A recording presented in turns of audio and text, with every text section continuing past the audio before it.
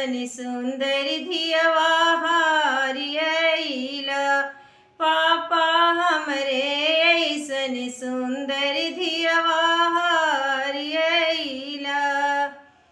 Papa mummy के काहे नाही हारियला।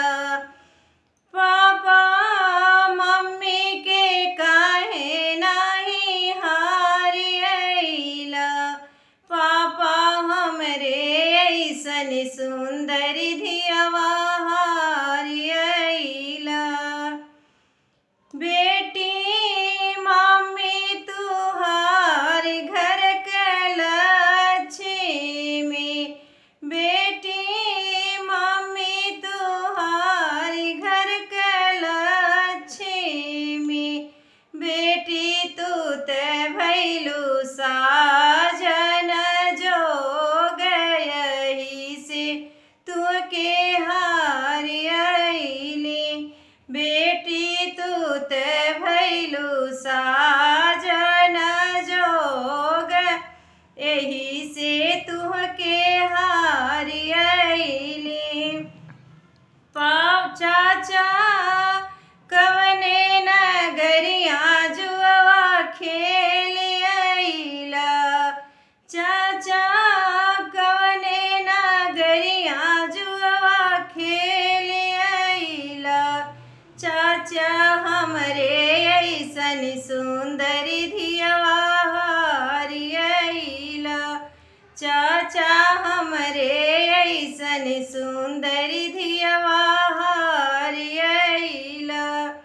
चाचा चाची के काहे नाही हारियला। चाचा चाची के काहे नाही हारियला।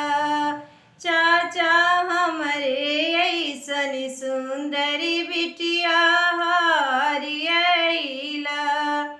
बेटी चाची तुहार घर के लक्ष्मी।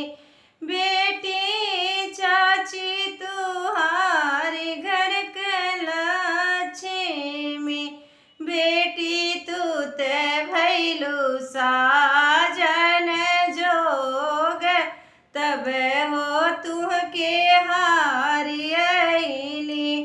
बेटी तू ते भैलू साजन जोग तब हो तुह के हारियली। भैया भाभी के भैया कवने नगरिया जुआ खेलियला। भैया कवने नगरिया जुआ खेलियला। भैया हमरे ऐसन सुंदर धियवा हारियला। भैया हमरे ऐसन सुंदर बहिना हारियला।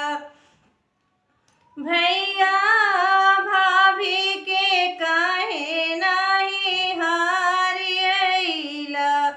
भैया भाभी के काहे नाही हारियला।